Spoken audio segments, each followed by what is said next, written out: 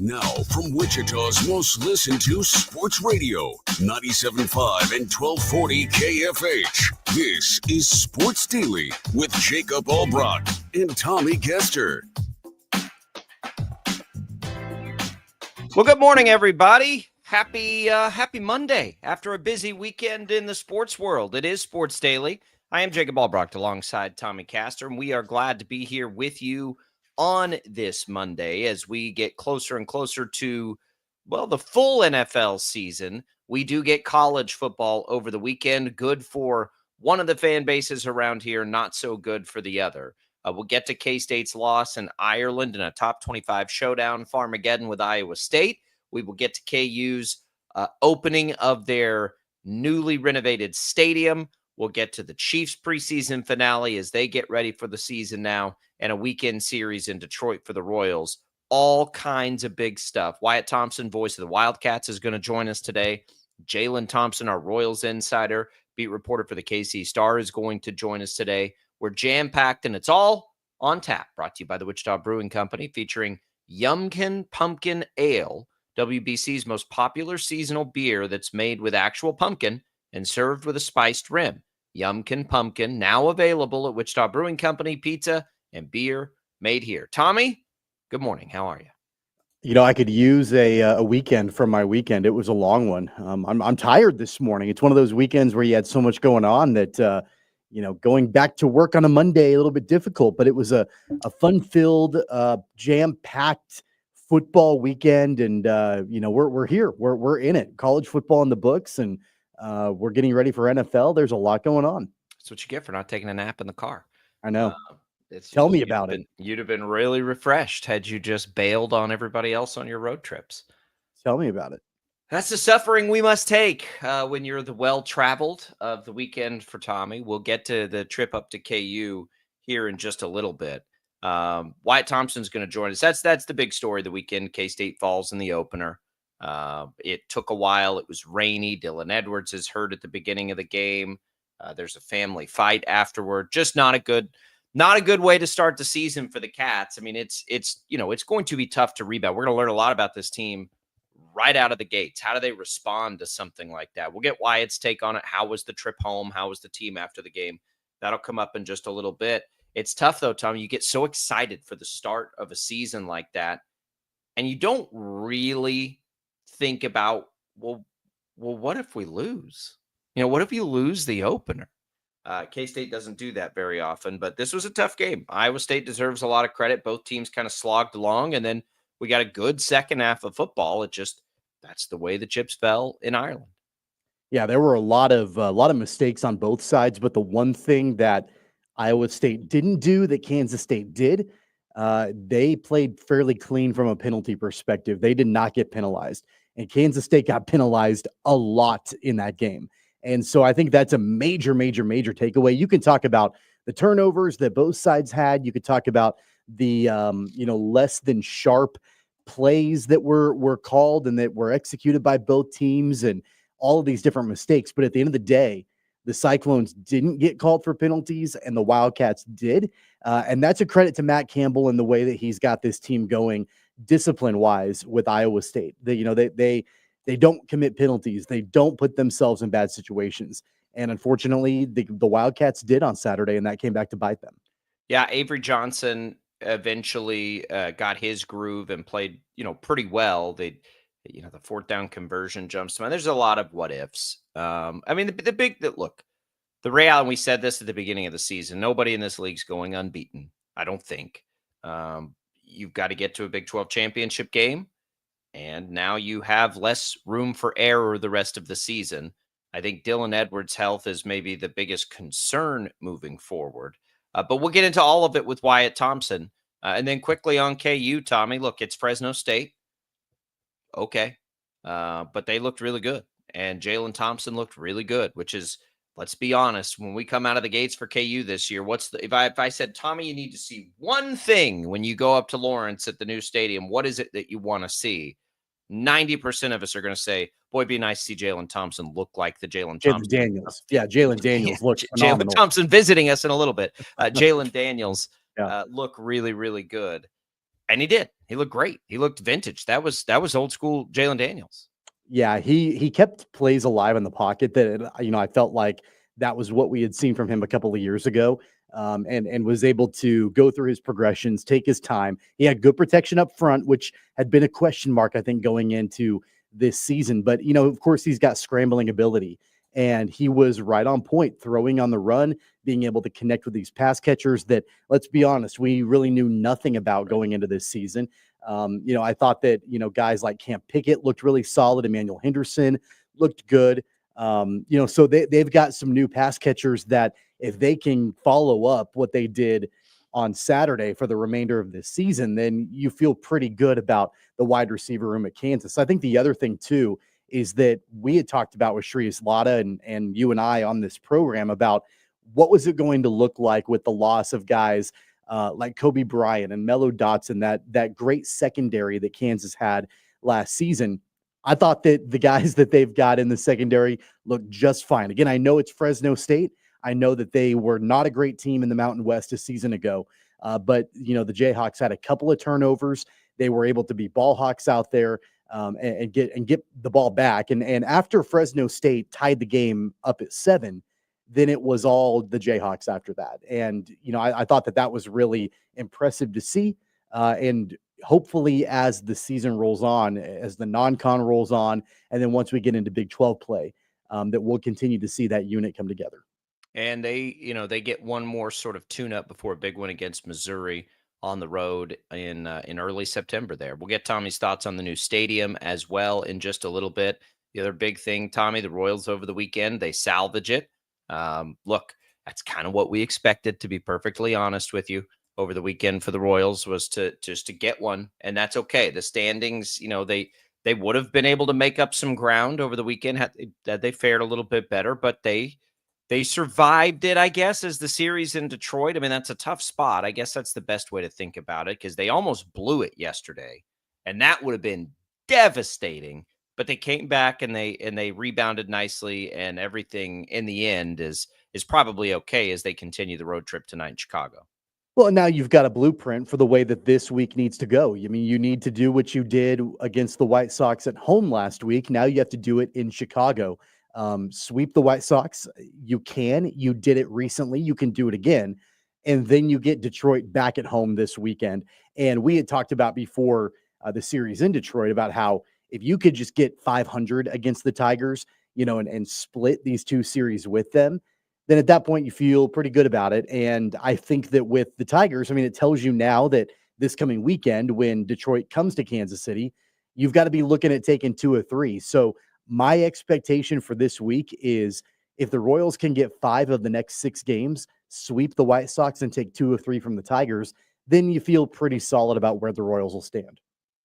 Yeah, it's fine. It's really no blood this weekend. I'm fine with it. That was going to be a tough spot, but now, right? You got to sweep again. Like, you got to just beat the crap out of the White Sox to make it feel good. But we'll talk to Jaylon Thompson, Jaylon Thompson, not Jalen Daniels, about that coming up in the second hour. The Chiefs make a couple of moves over the weekend. They have things solidified.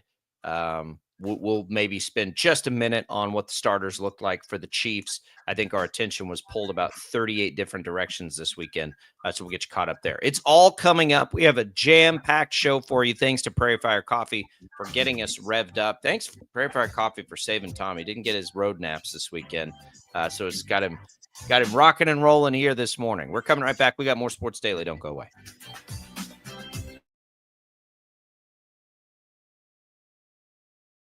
Lightning, hail, tornadoes, flooding. It's the worst of severe weather, and it's coming. Spring brings warmer temperatures, but also dangerous weather conditions. Stay up to date day or night with the Storm Team 12 weather app. You'll get accurate forecasts, so you can plan ahead and stay safe, no matter the weather. Download the Storm Team 12 weather app, brought to you by Stutzman's Greenhouse. The future of television has arrived. Next Gen TV is here with stunning video, movie theater quality sound, enhanced voice clarity, and interactive features, all upgradable for the future. Learn more at watchnextgentv.com.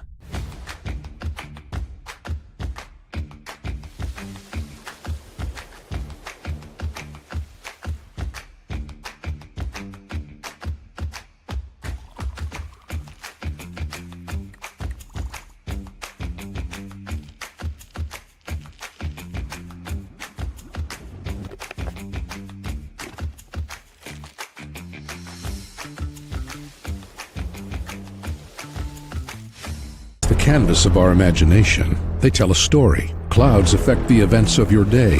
Sometimes they growl, sometimes they inspire, but they're always the messengers of nature's mood written in the sky. Storm Team 12 understands the language of clouds. We're dedicated to decoding their message so you know what to expect. Behind every cloud, there is a story waiting to be told. Trust Ross Jansen and Storm Team 12, alerting you first to the impact on your life.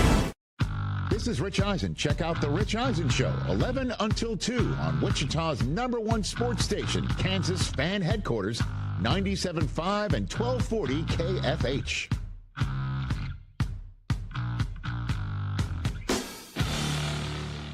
Odyssey is one of the most influential audio and entertainment brands in the nation. You already know Odyssey's iconic local radio brands in Wichita. But did you know Odyssey has the country's best collection of music, news, and sports brands? Odyssey is also a premium podcast creator, major event producer, and digital innovator. Odyssey brings people together across the country and right here in Wichita. Odyssey also delivers meaningful radio and digital audio results. Find out our story and impact at odysseyinc.com/Wichita.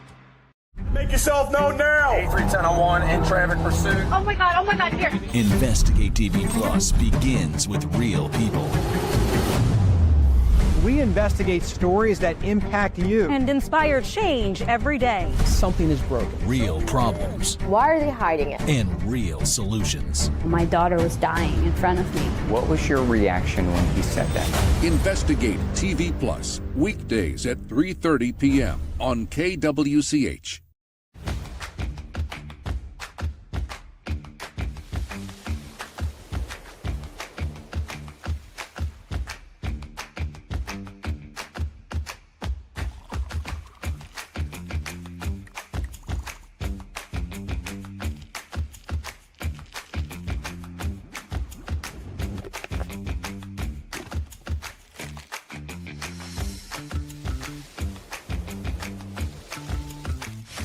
Hey, Wichita, Jim Rome here, celebrating over 25 years as the #1 midday sports talk show on Wichita Radio. Find out why. Tune into The Jungle, weekdays 11 until 2 on 97.5 and 1240 KFH.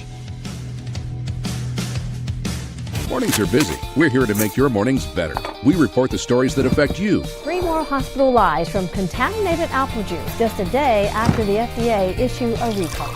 We're here to make your mornings better. Closing east and westbound lanes of K96 for repairs. With 12 News, you're prepared for your whole day. Scattered thunderstorms across the state into the afternoon. Stay a step ahead with 12 News this morning on KWCH and KSCW.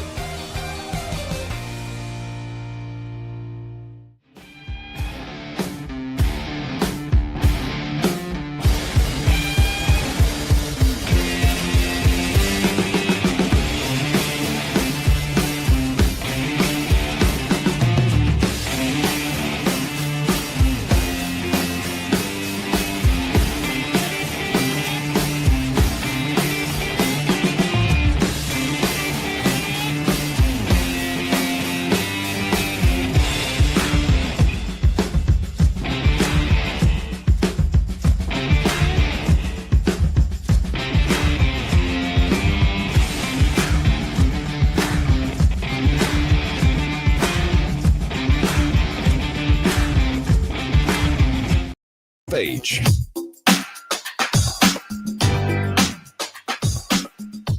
And now, digging deeper with the teams you follow, it's another Sports Daily Insider interview on KFH. And welcome back in. Glad to be with you here on a Monday. Wish it was maybe in a little better circumstances when it comes to the Cats. Wyatt Thompson, voice of the Wildcats, joining us. Wyatt, we love having you back this year. We love that it's football season. you get so excited thinking about and preparing for a game like that overseas, all the pomp, and you don't really think about, well, what if it's a loss? And that really sucks to be, pretty blunt about it. Man, like all that work and effort, that rivalry game, you love that they play it early, but now you hate that they played it early. What was the vibe like immediately afterward and on the plane ride home? Well, I think you stated it about as perfectly as you can. The truth is we left on Wednesday, bus to Kansas City, flew to Dublin, got in there at about 7:30 in the morning their time. Had an incredible time. I think the players enjoyed it. We had a very large contingent going, of course, with K-State Athletics. But I was just visiting with Casey Scott, who's been here a long, long time, spent time at Wichita State. He and I were talking a moment ago, and he said it just about like you did. As great as the trip was, you can't hardly look at it like that way because you lost the game, And or I guess you could say that Iowa State won the game. I think it was a game that frustrated K-State too because, both teams put the ball on the ground 2 times in the first half, but at the end of the day, probably the game was decided by 4th downs and in the 4th quarter, kind of somewhat like per usual. And Iowa State was the better team in that last 15 minutes. When they started to run the ball and have some balance in their offense, and I think maybe K-State got a little bit tired there.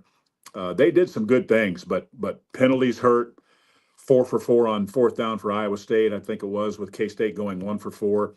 Rocco made a couple of big plays when they had to, and then they score and take the lead and then make it a 2-score game, and it was just too much of an uphill battle from there.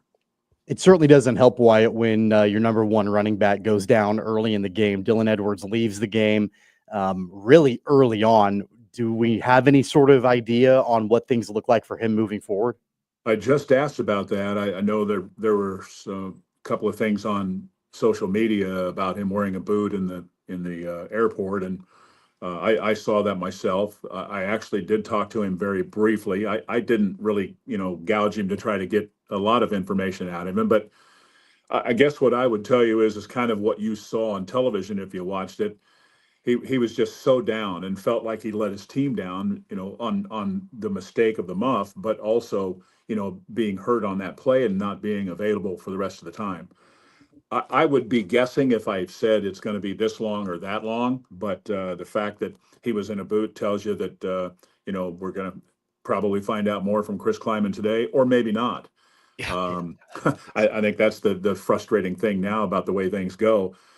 I guess I'll just throw this out here. I don't know that I would say that he's going to go this week, but hopefully it won't be much longer after this. We'll see. Yeah, and it's Joe Jackson otherwise, and I think it's just a different style. You lose some juice. I don't know much about North Dakota, but after North Dakota, it's Army. So, right. The next big game of, absolute significance comes September 27th. So there is some time before you get back into Big 12 play. Yeah. We'll see. What do you think of this offense without Dylan Edwards in it? He does provide so much of a spark, but I do think in the second half when the conditions got a little better for him, they did start to find a little bit of a groove there. I agree with that, Jacob. I think that's a good thing. We did have some first-time starters at K-State in that offensive line. I think generally speaking, they did okay, but I think the upside is they're capable of more. I think going back to Dylan, the biggest thing there is that, being around this team as much as I am, he certainly is one of the biggest weapons, and you lost that. But I also think that much like Avery, he's a guy that the players respect, and it was just a downer when he went out, and those guys pay attention to that stuff. I'm sure they were hearing on the sideline that he's done and isn't coming back based on what Coach Kleiman said, that Mindy Hoffman, our trainer, said in our postgame show that Coach, he's done for the day, and we'll see from there. I think you just don't have that juice, as you talked about, with Joe's fine, but I think, guess I'm struggling to say this. We took DJ Giddens for granted because he could do so many things. And this is just a different time. He's gone now. And I think when they have those 3 guys and they're healthy, that's probably okay. But if you're missing that piece, it's like the wheel is turning, but it's wobbly. Does that make sense? It's a weird way to equate it. I get it, but it just wasn't what K-State should be and is supposed to be.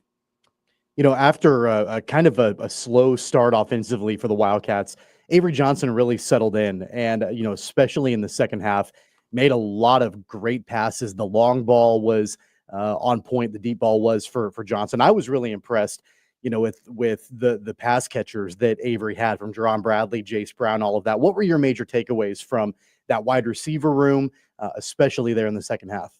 Well, I've said all along that I think those two receivers are going to help. Did they do what I was hoping out of the gate? Maybe not necessarily. And yet, when you look at it, you got Tibbs with 5 targets, 4 catches for 35. Bradley had 3 catches and 4 targets for 75 in the score. You're going to take that a lot of times. Then you add on top of that what Jace did, right? And Garrett Oakley did. I think that part of it was okay. Again, when these two teams play, it always comes down, it seems, to a play here or a play there. And, we go back to that fourth down stuff. And I think they just made a couple of more plays than K-State. It wasn't perfect on either side, but I do think, as frustrating as the loss is for me, you guys, everybody else, I still believe that this team has a lot of capabilities and can have a really special season. And that's the way I choose to look at it. So what do you make of now, looking back, going and playing a game of that magnitude right out of the gates? It was a fun and cool opportunity. Sure. Any regret setting in at this point? Well, it's easy to say yes to that. And it's a spectacular question, right? From my perspective anyway, because like you say, going over there, being on that stage, week 0, game 1, ESPN, that's about as big a stage as you can possibly get. But in the beginning, was there risk involved and people not wanting to give up a home game, especially against that opponent, and starting the year that way, as opposed to, maybe easing into, maybe if it were North Dakota and then that game, or North Dakota Army and then that game, you could probably say, okay, let's do it. But that's what you say when you don't win the game, right? I think, I don't want to speak for anybody here, but I think it was a difficult decision in some ways and pretty easy for Gene Taylor and Chris Kleiman. And I think they would do it again. But you had to know going in, there's risk involved. When you're playing a team that's that quality, and you are too, hey, it's just what it is, man. There's risk. You mentioned when you were breaking down the game a few minutes ago, the word penalties, and that was a huge part of the game and the disparity or discrepancy between these two teams. Matt Campbell and the Cyclones just were not penalized. Like, it just didn't happen. And that's one of the things I think when you look back on the game that, I guess you could say they played a cleaner game. I think that there were missed calls. There are always going to be missed calls, and, in any game. But I do think you have to tip your cap a little bit to the way Matt Campbell had his guys ready to go and that discipline to not get flags thrown at them. It's a really good point from this perspective. Think about the one penalty they had. Do you remember what it was? It was that weird call on the defensive player. And you just don't see that very often. I mean, everybody's going, what is this? What's happening? And anyway, I guess that what I'm trying to say is that if you take that oddity out, they didn't commit any. Right. And they played really, really well from that perspective. I thought K-State really did a great job stuffing them and not giving them much early on. But again, you go back to those mistakes where you could make a decent argument that K-State could have been ahead 10-7, 14-7, 21-7 at halftime, and none of that happened, right? And then you get into a fourth quarter game, and when they score to take the lead, then things is, it's an uphill fight from there, and that's how it played out. Other than getting Dylan Edwards back healthy, what do you take away from that, Wyatt, as the thing K-State must be better at to reach its goal of playing in a Big 12 championship game? Well, it's easy to say cleaner game, right? Right. But I also think that, when you look at the entire picture, I suppose, I think cleaner, more consistent, just getting better at who you are. We talked about the receivers. They're capable of more. The offensive line is capable of more. Avery was good. I think, if I'm not mistaken, just looking here, I think it was the second best passer efficiency rating he's had in his career. But I think he'd be the first to say, I can do better, right? Yeah. And then on the defensive side, once they got going there in the second half, K-State, I think, did get a little bit tired defensively. They got to figure out, maybe an adjustment that would work there too. So I guess you could, even say, I mean, I don't know, I don't want to create any controversy here, but play calling, maybe, first game for Matt Wells. I think that will grow and get better. And again, I'm not picking. I think he called an okay game, but it was a hard game against a good defense. And it's just not what you wanted. So I think there's a lot of areas for growth. And then the final thing I will throw out there is having Gunnar Maldonado more healthy. And guys like Colby McAllister available to play, right? Ryan Davis available to play. All of that will matter. Those guys are good players. I also felt like Wyatt. I felt like defensively, the pass rush was really good on Saturday. I thought the defensive front for Kansas State, that's probably, in my opinion, the most promising part of this defense as we continue to move forward. What did you see from those guys? I'm with you there, Tommy. And I think Toby Osunsami is probably at the front of that list. And that's why I mentioned Ryan Davis, too, because think about him being in that rotation also. Because we've heard the coaches just rave about his ability. The other thing I would throw in there is that, and again, Iowa State played a real clean game, give them credit for that. But we talked about this a week or two ago. One of the things that K-State wanted, a couple of things that they wanted to do defensively this year, you have to get to the quarterback a little bit more, but you also have to get more turnovers. And they really didn't do that in the game either, for the most part. If they can rush the quarterback like that, though, it's gonna mask a lot of different things. Love seeing 100%. Toby. Love seeing Toby, local kid. Well, the play that Quay Moss made too, Jacob, was a heck of a play. To shoot in there and knock the ball away, and K-State recovers it. Those are. I'm not saying they didn't make any, but I guess what I want to point out here is I think they're athletic, they're deep there. The linebackers in a rush situation or corners, if they need to do that, they have the ability to even be better defensively than they were Saturday. And frankly, they were probably good enough Saturday defensively to win the game. I don't know if everybody agrees with that or not, and maybe not in the fourth quarter, but in the first three, they were right. Yeah, I would agree. To me, it just came down to some fourth down plays. I mean, that's honestly, right. It did. You had weird weather, you had injuries. Like it was just a few fourth down plays. Iowa State made a couple. All right, Wyatt. So no rest for the weary. They play right back again here, the home opener this weekend against North Dakota. What do we know about North Dakota? Anything yet? Is that one that we should be concerned about in any way? Well, I would say yes, and I don't want to sound like a coach, but last year they played in Ames and lost 21-3. Okay. That would tell me that they're decent, right? Yeah. And what you concern yourself with is after the disappointment of the loss, the very long trip home, and can you get the ship righted quickly and get your mind where it needs to be and go out and execute? This is a game, too, where you not only want to win the game, but you even want more of those younger guys to get more opportunities too. So, this may be one of those where this isn't the biggest name team and it's an FCS team, but they'll fight, they'll compete. They've got, they have a first-year head coach who has a returning quarterback. They have their two best running backs back. They lost some in the receiving core. They'll be okay. They'll be okay. But this one for me is about how does K-State react to the disappointment of, getting out of the gate the way they did, and is their mind right and ready to rock? We're going to find out real quick. It's a Saturday evening game at the Bill, and Wyatt will be there for the call, and you'll hear it right here on KFH. Wyatt, we appreciate you hopping on after the long trip. See if the Cats can get this thing turned right back around, and no big deal. Wash our hands of it and maybe see Iowa State again in the Big 12 championship game. There you go. I'd take it in the New York Minute, and I know you guys would too.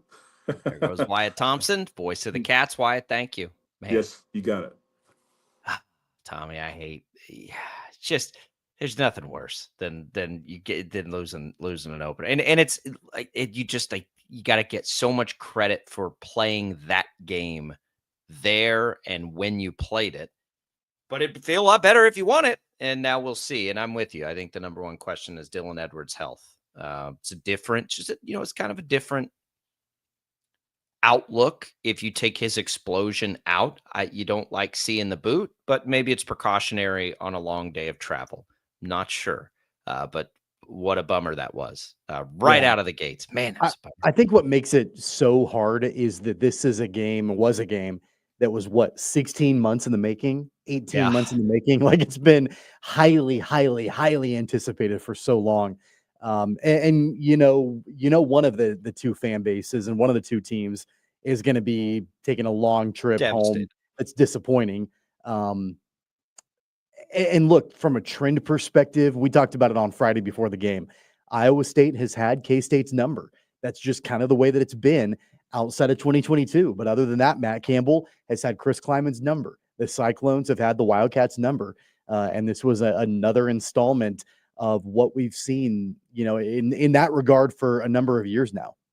Just be excited about what you saw from Avery Johnson through the air, Cat fans.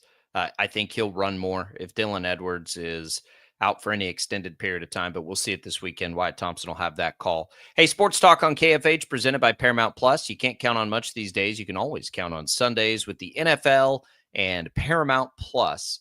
Boy, that's getting dangerously close. We had the Chiefs in a preseason game that you did see on KWCH over the weekend, or I guess a few days ago. We'll get into Tommy's trip there. We'll get into Tommy's trip next, though, up to the booth and the new digs there for KU. We'll dig in a little further to how they looked against Fresno State. How much can you take away from a game like that? I think it answered, hopefully some questions for us, if nothing else, but we'll have all that for you as we make our way through. We'll get to the Royals. That's coming up. Hey, if you want to win a free week of golf to Swing 365 right now, which is a private simulator, it is a great place to go hang, to go hit some balls. You get it all to yourself. Week free on us right now. Text the keyword swing to 20357. That is swing to 20357 if you want to get in there. Tommy, good place to have a fantasy football draft. Yeah, did you have a good time? Yeah, we did. It was literally perfect. We hooked in our remote location in Texas on one of the big screen TVs. So they were sitting there on there. We had our draft. We had the K-State game on the other TV, and we were hitting golf balls in between draft picks. I wouldn't want to say it's perfect, but it might have been perfect. It might have been the perfect place to do it. Did you have some beverages too? Was that part of the deal? Yeah, I had a couple We brought in some pizza and wings. Had a couple beverages and made a little day of it. It was a nice little day. Tommy made a nice little day out of a trip to Lawrence. We'll talk about that next in the Jayhawks when we return.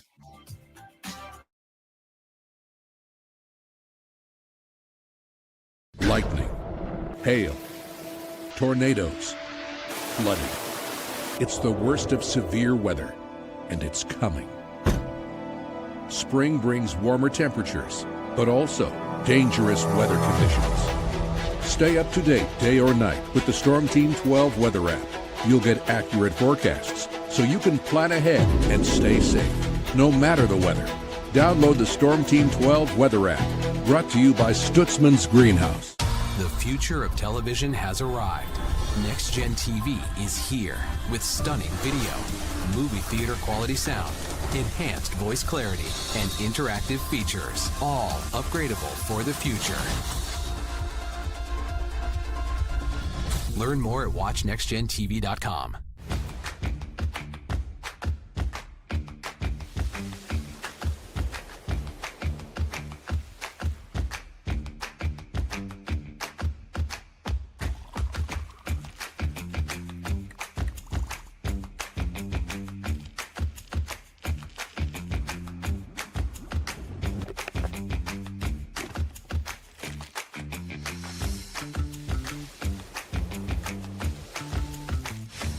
Canvas of our imagination. They tell a story, clouds affect the events of your day. Sometimes they growl, sometimes they inspire, but they're always the messengers of nature's mood written in the sky. Storm Team 12 understands the language of clouds. We're dedicated to decoding their message so you know what to expect. Behind every cloud, there is a story waiting to be told. Trust Ross Jansen and Storm Team 12, alerting you first to the impact on your life. This is Rich Eisen. Check out The Rich Eisen Show, 11 until 2 on Wichita's #1 sports station, Kansas Fan Headquarters, 97.5 and 1240 KFH.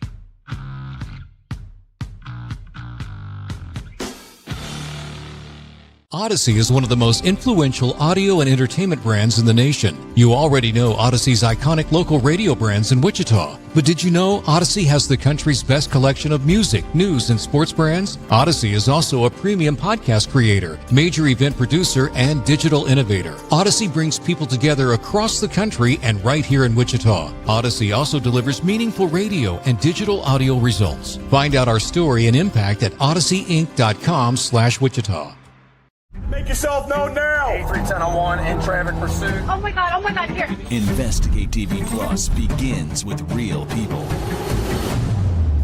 We investigate stories that impact you. And inspire change every day. Something is broken. Real problems. Why are they hiding it? And real solutions. My daughter was dying in front of me. What was your reaction when he said that? Investigate TV Plus, weekdays at 3:30 p.m. on KWCH.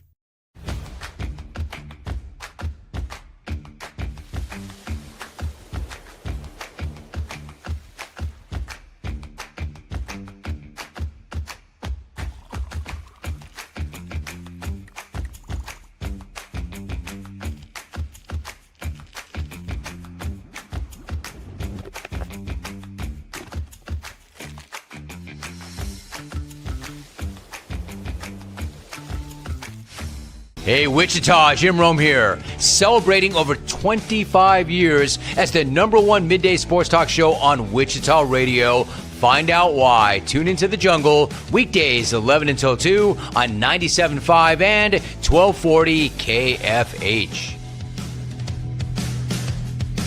Mornings are busy. We're here to make your mornings better. We report the stories that affect you. 3 more hospital lies from contaminated apple juice just a day after the FDA issue a recall.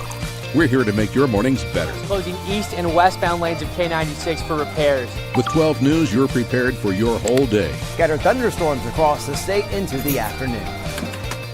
Stay a step ahead with 12 News this morning on KWCH and KSCW.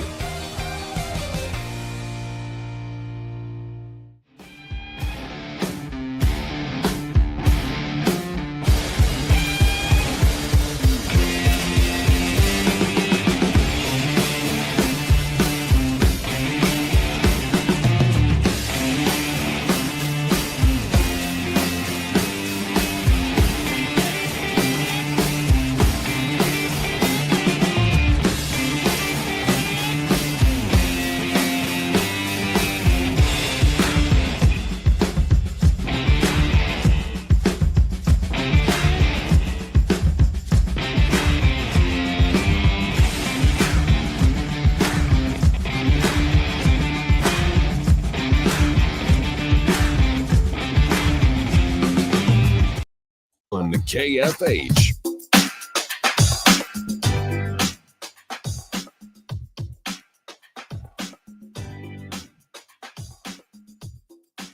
All right, welcome back in, everybody. Glad to be here with you on KFH. Hey, Jeremy Avery vying for a college scholarship. It's awarded to a state championship winner, but he's got to take care of his brother Ethan and reevaluate some things in life as he gets a rival who will do anything to win. It's called The Short Game, and you can win a pair of tickets right now. Just go to kfhradio.com, click on the contest tab, and then you'll see the Short Game contest if you would like to enter to win a pair of tickets. Tommy, we come back in. How was the trip to Lawrence? First and foremost, before we get to the game, how was the booth? Yeah, that stadium is really impressive. I mean, everything is, of course, brand new and you know, the first time that anybody is checking it out for real life action and 2 years in the making. It was great to see the fact that you've got The team back playing in Lawrence for the first time in a couple of years. And it was great. I mean, it's really hard to find any kind of fault with it. It's a brand new, beautiful, state-of-the-art, ultra-modern football stadium. And so it was, from top to bottom, a great experience. And it helps that KU handles business the way they did. They did get the game sold out, probably. It maybe took a little longer than people expected, I guess. That's what I kept hearing about. But they get it done. And the first big-time game there will be on September 20th. You've got Wagner there on Friday night, and then they'd make the big trip to Missouri. Then they come home and start playing conference games. I think the momentum is good, to open against Fresno State and to open that way. It's hard to look at that game and not be impressed. They obviously handled their business. It is hard when it's Fresno State. I get that. But you hold any team to 7 points and you feel pretty good about it. So for me, there are two things. You held them to 7 points. They didn't score after the very beginning of the game, didn't score at all. And then the other big thing is Jaylon Daniels, 18 of 20. Last year, there were so many things happening where it just didn't look right until the end of the season. And then at the end of the season, when it did start to look right, they started beating everybody they were playing again. And it's like, okay, if we go all the way back with him, Tommy, before we even really knew who he was as a college football player, that's sort of when we really didn't know much about anybody on KU. They started to surprise people. I think he's that kind of impactful player. So as we're still learning about the rest of the roster, the fact that Jaylon Daniels looked great, KU can win games that they play against anybody if Jaylon Daniels looks great. He's that kind of a player. So first and foremost, that has to be the takeaway, is that he looked like a healthy, in groove Jaylon Daniels. And it's so great to see that for them this year. Yeah, don't underestimate, though, also the fact that Jaylon Daniels gets to work really closely again with Jim Zebrowski, the new offensive coordinator. It did not work with Jeff Grimes last year as the OC. Right. That was a major, major, major reason as to why the Jayhawks got off to such a poor start and had a disappointing season. For whatever reason, and I don't know the inner workings of that relationship, but for whatever reason, if you look back to a year ago, that relationship was not symbiotic between Jeff Grimes and Jaylon Daniels. It was, I think, almost like a clash of styles.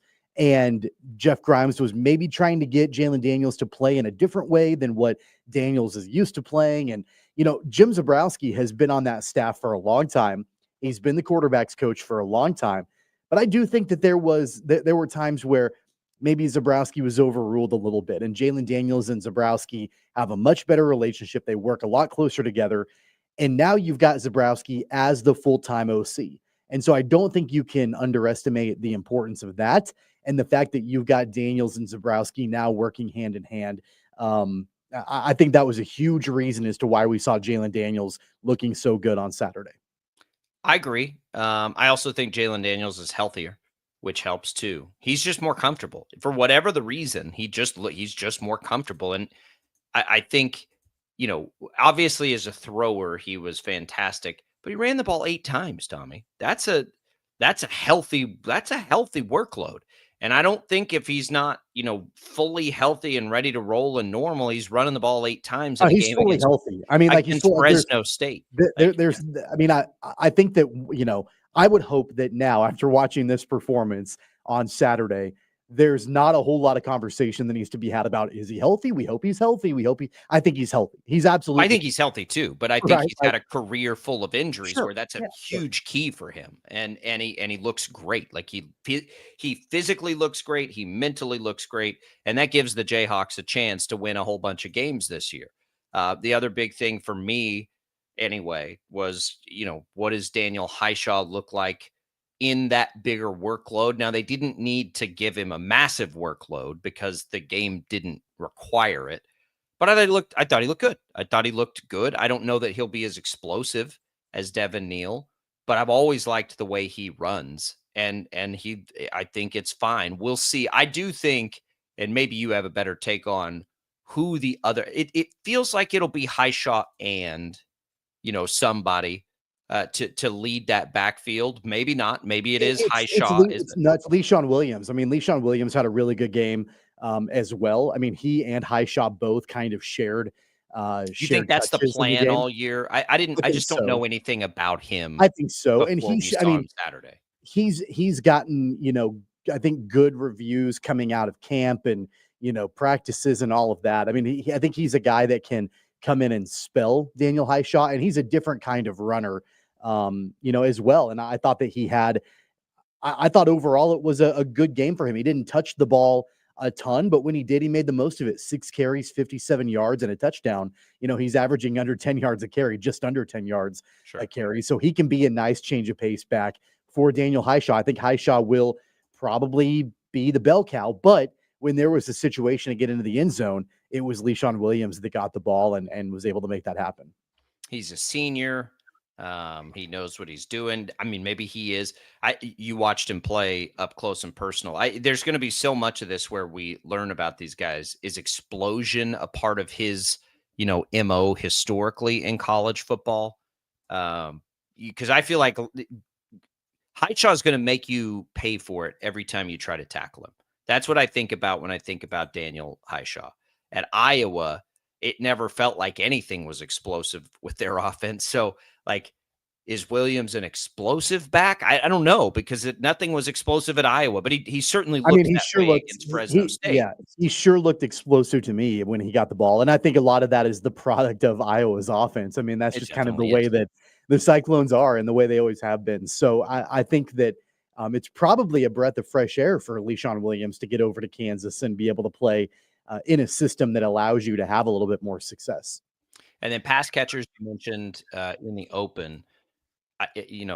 We've heard all about Henderson and the speed and everything he brings to the table, but it's Cam Pickett that kind of felt more like the Luke Grimm role, which is good. We do that when you've seen a guy as long as we've seen Jalon Daniels and some of those Kansas offensive players. It's like, well, who turns into this guy?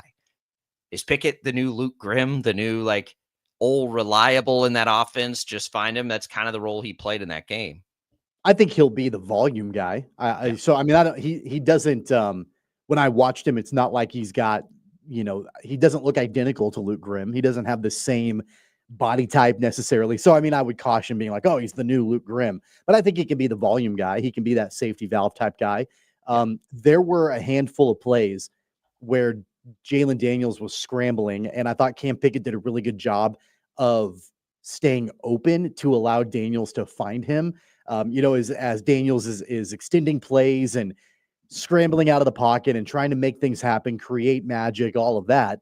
I thought Pickett did a really good job of hanging with the play as well. It can be really tempting when you're a wide receiver, once a play breaks down and the pocket breaks down and the quarterback is scrambling, to give up on a play. And I think it's for a guy like Jalon Daniels, who has shown his scrambling ability to be a pass catcher that can continue to stay with the play and try to find ways to get back open. That is, I think, that's extremely valuable for a quarterback like Jalon Daniels. And so I do think that if that's something that Cam Pickett can continue on doing, he absolutely will continue to be a pretty valuable piece of that offense. And I don't think it was a flash in the pan, like a one-time first game. We saw a lot of Cam Pickett and we won't see him again. I think he's got that ability to stay with the play as it develops and be that reliable guy for Jalon Daniels. Kansas fans are going to feel really good coming out of the next game too. We don't even have a spread, Tommy, on the game against Wagner Friday night. So it should be even more so than against Fresno State. We should be able to get, just KU feeling great going into that first big game. And who knows, maybe they'll still have an opportunity to sneak on people. I don't know how easy that's going to be for them ever, because people know who Jalon Daniels is, but maybe. I mean, we couldn't have asked for any more out of an opener, and we're not going to learn a lot against Wagner. So just, I thought that there were a couple of other takeaways too from the game. I mean, I thought that in extremely limited action at the very, very tail end of the game, it was fun to see Isaiah Marshall, get the ball. and be able to, show a little bit off there. He's the future, I think, at quarterback after Jalen Daniels graduates and leaves and all of that. I thought he was explosive, and so I thought that was good to watch. I would say the only concerning thing for me coming out of that game is the fact that in the second half, it was kind of put on cruise control a little bit. You saw the Jayhawks get out to a 24-7 halftime lead and then score one touchdown, and then there wasn't any more scoring. And I know that, they want to keep the guys fresh and rotate in second stringers and that sort of thing. But you would have liked to see maybe a little bit more offense, down the stretch at the end of that game. The over did not hit, the under did. And so, I think that was one thing that I would have liked to see a little bit more of. But at the end of the day, they did take a knee at the end and not score. So it should have been 2 touchdowns. And the reason that came up is because their team total was 31.5, and they ran the clock at the end instead of scoring that last touchdown to hit the over. So it probably should have been 2 touchdowns there in the second half. But I agree with you. But I thought Marshall looked good at the end. I mean, I think that there's been a lot of question marks about what does the post Jalen Daniels quarterback situation look like after this season. And Marshall has been a guy on that roster for a while that has shown that, he's got potential, and it was extremely limited action, but at least you got a chance to show him, have him show off a little bit in that regard. So I thought that was good. Yeah. Good performance from KU. Good debut of the new stadium. All the reviews of the new stadium were certainly positive. So glad to see that in there and ready to rock and roll. Hey, thanks to Crestview Country Club for being a great supporter of the program. If the rain stays away, I don't know that there's been a better golf week on the calendar than this week, and I'm not sure how much anybody's going to get to play on this show, but we're gonna try, because that's what you do when you can. And we appreciate Crestview. Great time to join. If you want to give them a call and ask about all their different kinds of memberships, do it. Tell them we sent you and see what they're all about. All right, when we come back, we've got to get into what happened with the Royals and the Chiefs over the weekend and end of week. Jaylon Thompson will be in next hour to help us with the Royals. That's all coming up in another hour of Sports Daily. It's Albrocht and Caster. Don't go away. We're coming right back.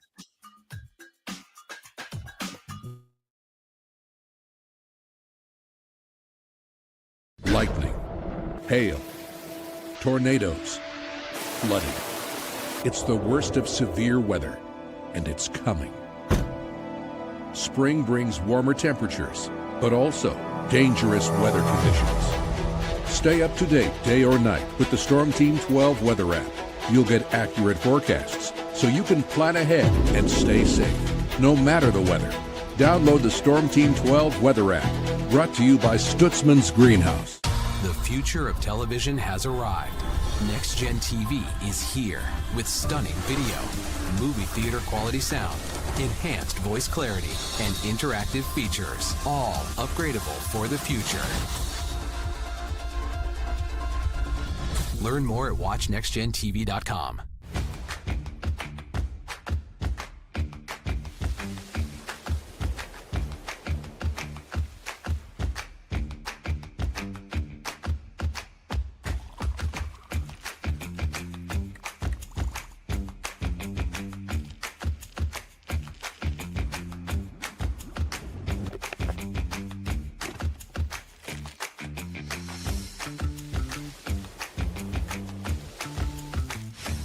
Canvas of our imagination. They tell a story. Clouds affect the events of your day. Sometimes they growl, sometimes they inspire, but they're always the messengers of nature's mood written in the sky. Storm Team 12 understands the language of clouds. We're dedicated to decoding their message so you know what to expect. Behind every cloud, there is a story waiting to be told. Trust Ross Jansen and Storm Team 12, alerting you first to the impact on your life. This is Rich Eisen. Check out The Rich Eisen Show, 11 until 2 on Wichita's #1 sports station, Kansas Fan Headquarters, 97.5 and 1240 KFH.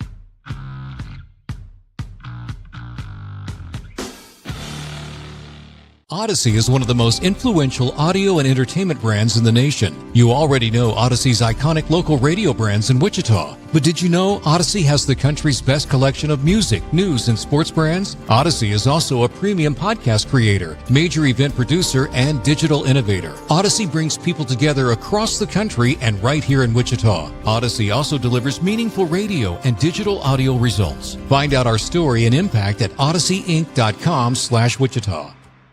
Make yourself known now. 310-1 in traffic pursuit. Oh my God, here. Investigate TV Plus begins with real people. We investigate stories that impact you. And inspire change every day. Something is broken. Real problems. Why are they hiding it? And real solutions. My daughter was dying in front of me. What was your reaction when he said that?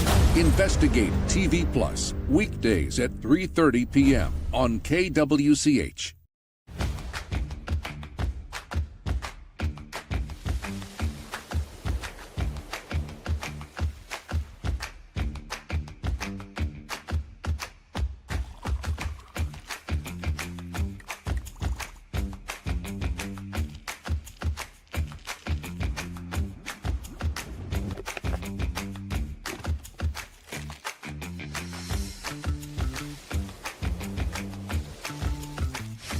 Hey, Wichita, Jim Rome here, celebrating over 25 years as the #1 midday sports talk show on Wichita Radio. Find out why. Tune into The Jungle, weekdays 11 until 2 on 97.5 and 1240 KFH.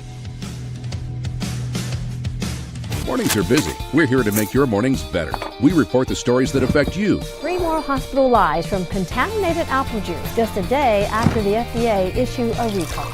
We're here to make your mornings better. Closing east and westbound lanes of K96 for repairs. With 12 News, you're prepared for your whole day. Scattered thunderstorms across the state into the afternoon.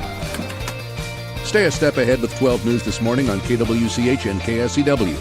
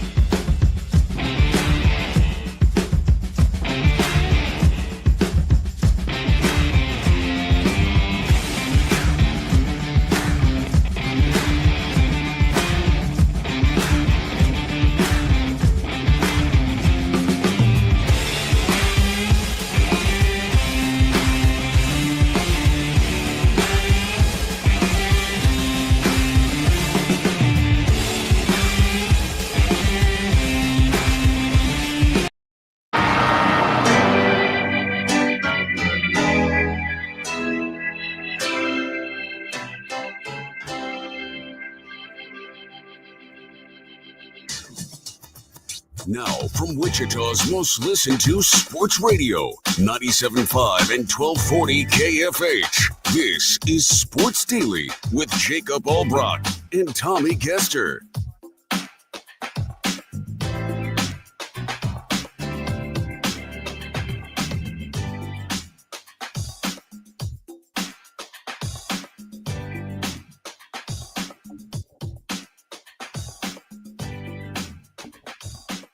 All right, who's ready for another hour of Sports Daily? Jacob Albrock, Tommy Kester here with you on a Monday. Glad to be with you. Always a good time here on a Monday. We're on Mondays during football season now. We had a visit with Wyatt Thompson, voice of the KState Wildcats. You can always go back on the Odyssey app and listen to that. It's that time of year. We've talked college football now, Tommy, pretty much exclusively in the first hour. We'll talk a little Royals baseball this hour. Jaylon Thompson's going to join us. We got to get to a little bit of NFL football. The Kansas City Chiefs get their preseason finale in the books. A couple other, nuggets. The Chiefs make a trade, Tommy, a last-minute trade yesterday. Was it yesterday? I think it was yesterday. Yeah, it was yesterday. Pretty interesting. Noddy's coming back. a depth piece. Okay. Doesn't move the needle, but I mean, I guess I'm glad that he's coming back. It's I don't know what does that tell you about the rookies? Maybe I don't know. I don't know what to make of that move at all. Well, I think it tells me that outside of Chris Jones, there's not a whole lot of optimism right this second on the interior defensive line. That's the major thing that it tells me. And maybe Omar Norman-Lott is a guy that can develop. I mean, obviously the hope is that he does. The Chiefs wouldn't have drafted him where they did if they didn't feel like he could be a key contributor. But I think it's more about the other guys on that, defensive line.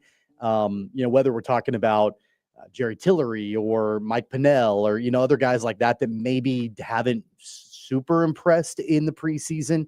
I think this gives them a veteran guy that they're familiar with, that they know that's been a part of that team before, that can come in and, can provide at least stability opposite of Chris Jones on that defensive front. Yeah, I agree. I think it's kind of a lack of confidence move, but we'll get into that. We'll get into some of the other things. Tommy, you were at the game, that we saw in the game that mattered. They played a lot. The starters played quite a bit. So we'll dig into all of that. Programming note, Chiefs radio network, the new pregame host, Joshua Briscoe, is going to join us during the football season. We'll have Labor Day next Monday, but he'll start joining us on Mondays following the weekend's game. What would that be? The 8th. We get this week off here, and then we jump right in, and then we're into the season. We've got the Chiefs on a Friday night. You've got games Thursday, Friday, Sunday of that first week following Labor Day. So listen, if you're not a college football junkie and the NFL's your jam, this can be the last week of your summer. So enjoy it, I suppose. But it's coming down the home stretch. We'll spend a lot of time on the Chiefs in just a second, Tommy. Anything else from the preseason here that stands out? Shedeur Sanders has been one of the big storylines. He looks like he's probably going to be the 4th string quarterback. If they carry 4, his brother Shiloh Sanders was waived. He kind of had a moment where he punched a guy in a preseason. I didn't think it was that big a deal, quite frankly. Micah Parsons still unsettled.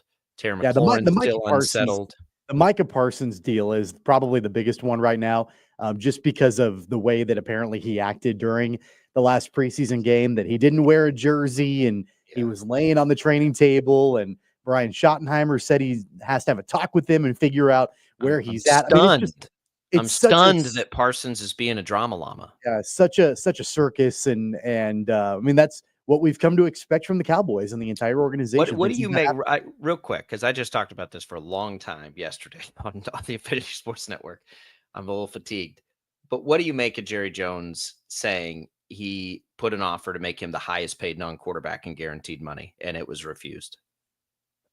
I mean, that doesn't surprise me. I mean, Jerry Jones is notorious for overpaying for things and offering.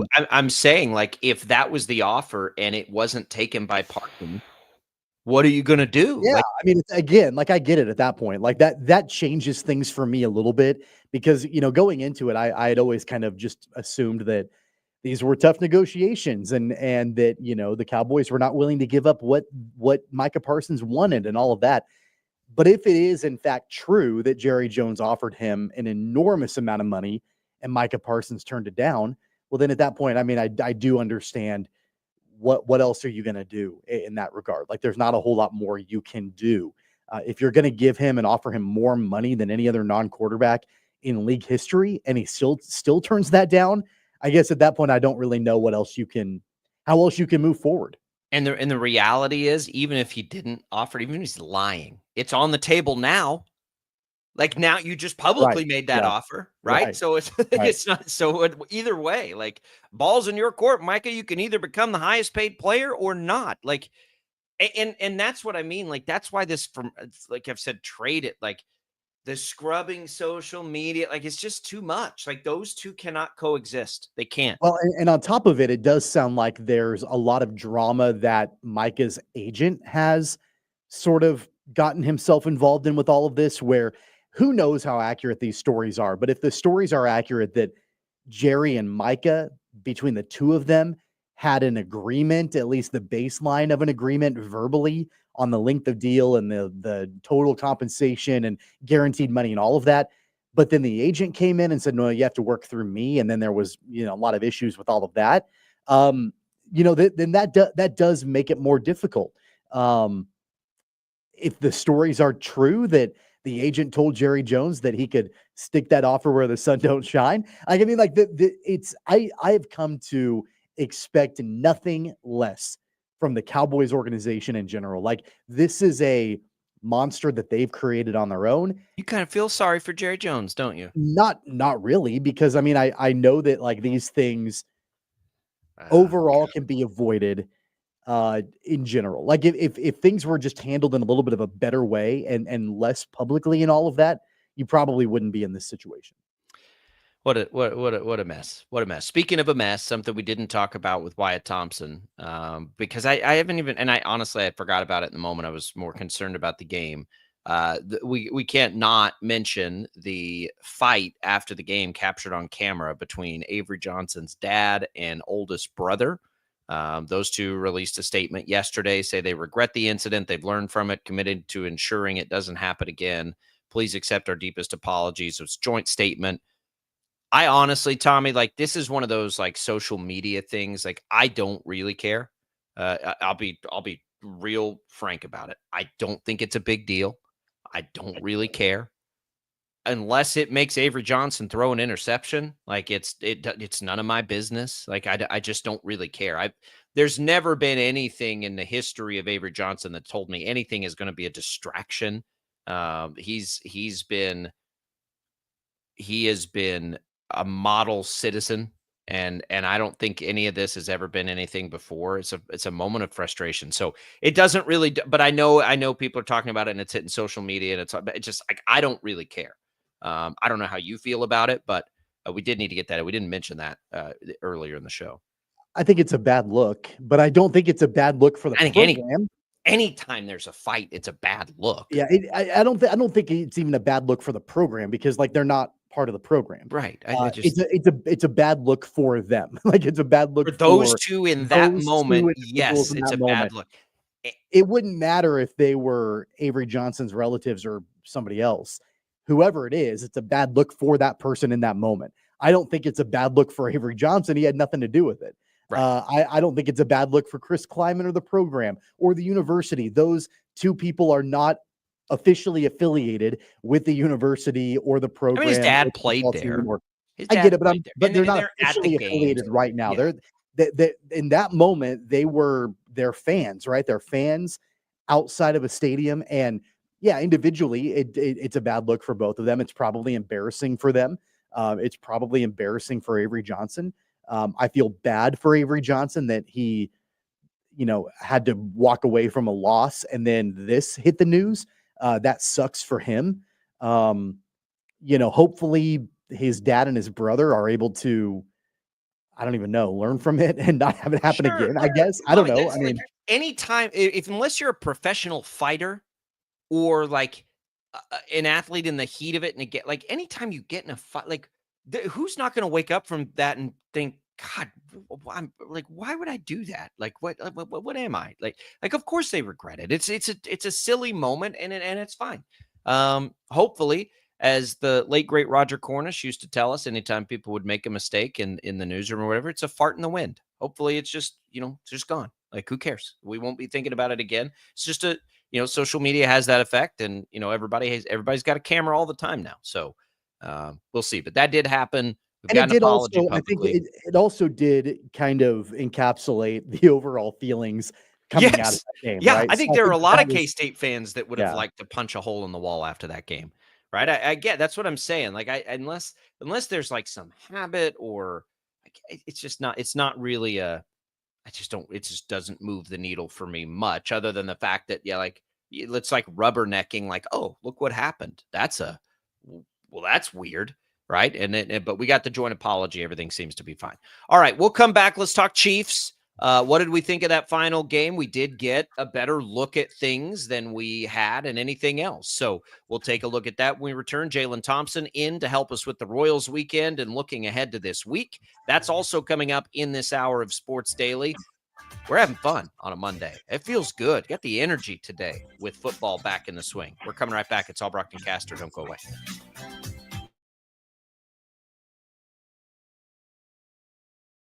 Lightning, hail, tornadoes, flooding. It's the worst of severe weather, and it's coming. Spring brings warmer temperatures, but also dangerous weather conditions. Stay up to date day or night with the Storm Team 12 weather app. You'll get accurate forecasts, so you can plan ahead and stay safe, no matter the weather. Download the Storm Team 12 weather app, brought to you by Stutzman's Greenhouse. The future of television has arrived.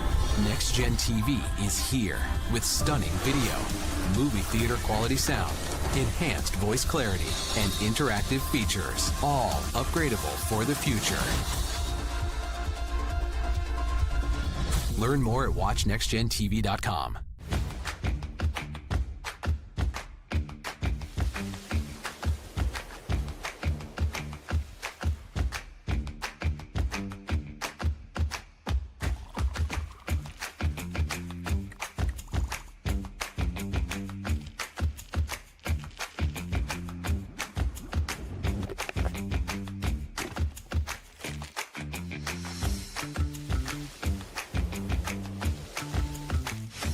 The canvas of our imagination. They tell a story. Clouds affect the events of your day. Sometimes they growl, sometimes they inspire, but they're always the messengers of nature's mood, written in the sky. Storm Team 12 understands the language of clouds. We're dedicated to decoding their message, so you know what to expect. Behind every cloud, there is a story waiting to be told. Trust Ross Jansen and Storm Team 12, alerting you first to the impact on your life. This is Rich Eisen. Check out The Rich Eisen Show, 11 until 2 on Wichita's #1 sports station, Kansas Fan Headquarters, 97.5 and 1240 KFH.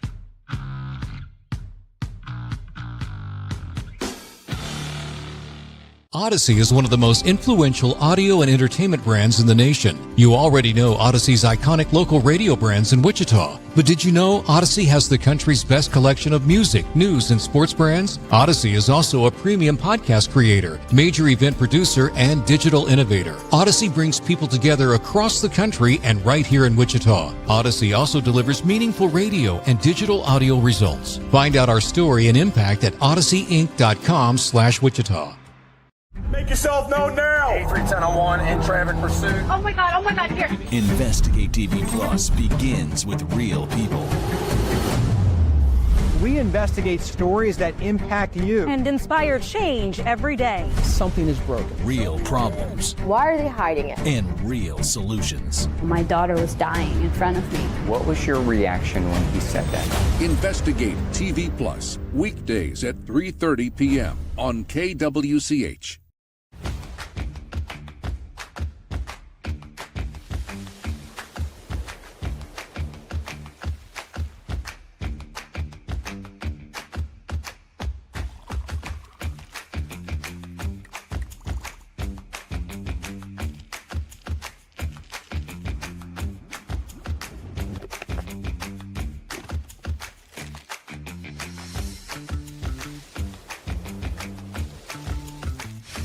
Hey, Wichita, Jim Rome here, celebrating over 25 years as the #1 midday sports talk show on Wichita Radio. Find out why. Tune into the jungle, weekdays 11 until 2 on 97.5 and 1240 KFH.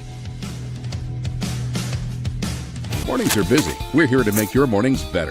We report the stories that affect you. 3 more hospitalized from contaminated apple juice just a day after the FDA issued a recall. We're here to make your mornings better. Closing east and westbound lanes of K96 for repairs. With 12 News, you're prepared for your whole day. Scattered thunderstorms across the state into the afternoon. Stay a step ahead with 12 News this morning on KWCH and KSCW.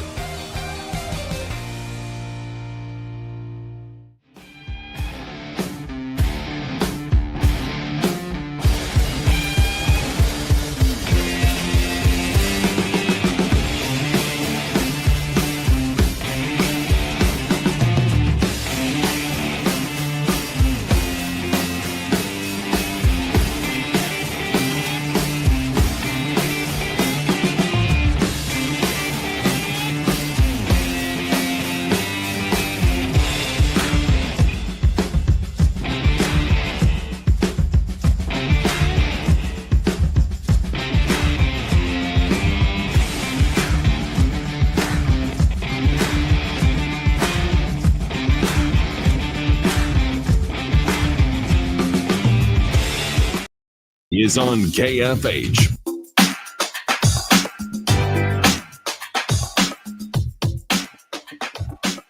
All right, welcome back, everybody. It is Sports Daily here on KFH. Jacob Albrock, Tommy Castor. We are glad to be with you. If you want to win some HTO, you can do that right now. Text the keyword TEA to 20357.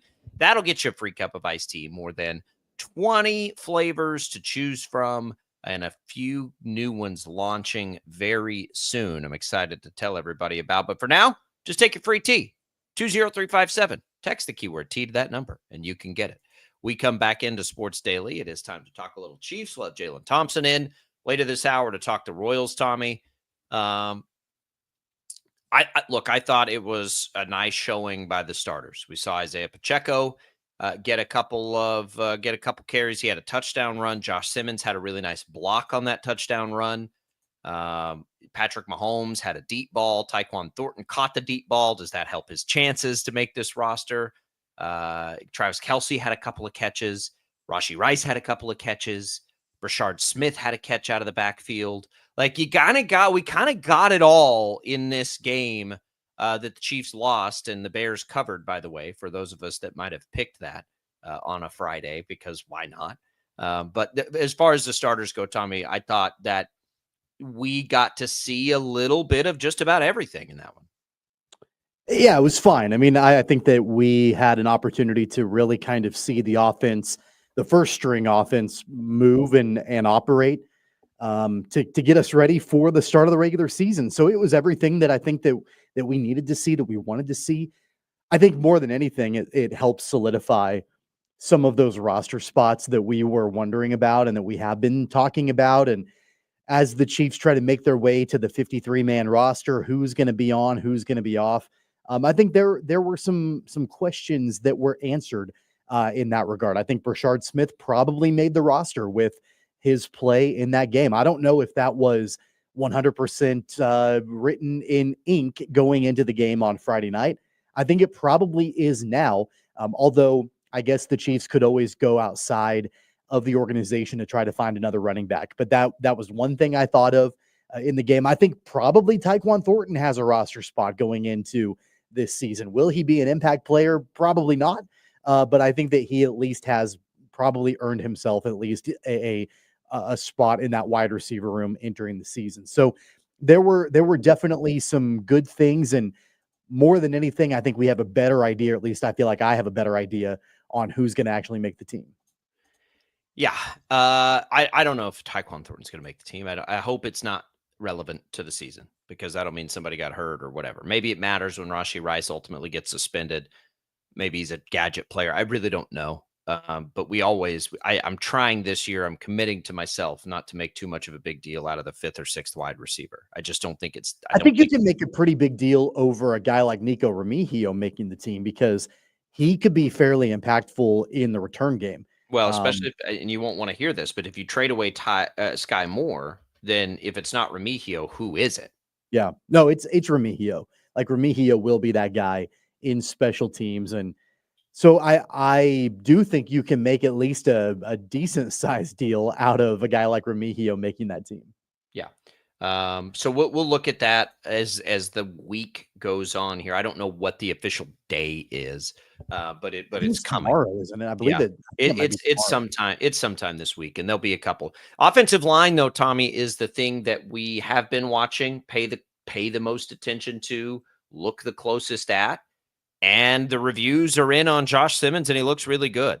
PFF put him in the preseason at an 84.1 pass blocking grade, which I don't think anybody was higher than in the 60s last year. He had 26 pass blocking snaps in the preseason with 0 pressures allowed in the preseason.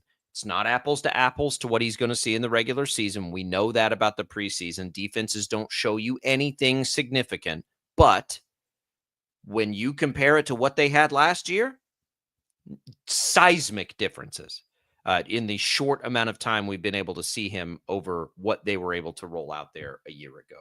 Simmons looked really good this preseason. Yeah, he's been as good as advertised, and I know it's been limited snaps, and you're talking about games that ultimately don't matter and all of that, but I've got no doubt in my mind that the floor for him, at least to start the season, the floor is to be a good left tackle. I think that's the floor.